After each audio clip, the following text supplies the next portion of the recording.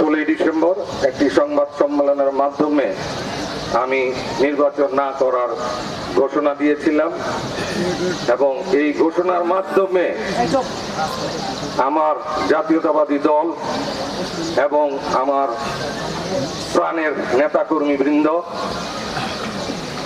এবং আমার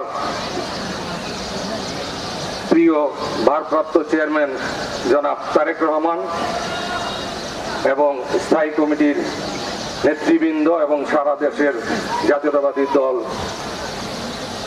আঘাতপ্রাপ্ত হন। আমি তাদের সবার কাছে নিঃশর্ত ক্ষমা প্রার্থনা করছি। ব্যক্তির চেয়ে দল বড়, দলের চেয়ে দেশ বড়।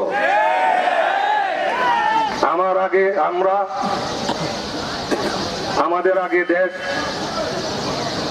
ক্ষমতার আগে জনতা, সবার আগে বাংলাদেশ। আমি পুনরায় ব্যক্ত করতে চাই যে এই ভালোবাসা আপনাদের মাধ্যমে আমি পেয়েছি, যেটা আসলে আমি আপনাদের কাছেও ক্ষমা প্রার্থী। ইনশাআল্লাহ আমি এই মঞ্চ থেকে ঘোষণা দিচ্ছি, ভারপ্রাপ্ত চেয়ারম্যান জনাব তারেক রহমান যেই সিদ্ধান্ত দিবেন, জাতীয়তাবাদী দল যেই সিদ্ধান্ত দিবেন, আমি সেই সিদ্ধান্তের সাথে একমত পোষণ করব এবং নির্বাচন করব ইনশাআল্লাহ।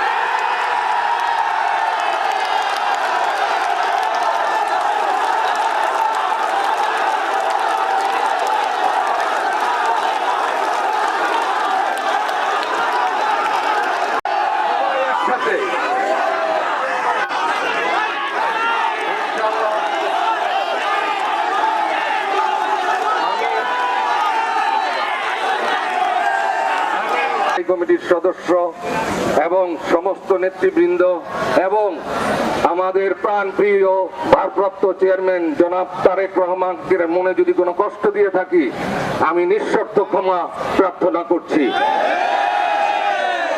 আগামী দিনে ইনশাআল্লাহ ভারপ্রাপ্ত চেয়ারম্যান জনাব তারেক রহমানের আগামীর বাংলাদেশ নিয়ে যে স্বপ্ন দেখেন, একসাথে যেখানে কাজে লাগাইতে চাই, একসাথে আমরা কাজ করব ইনশাআল্লাহ।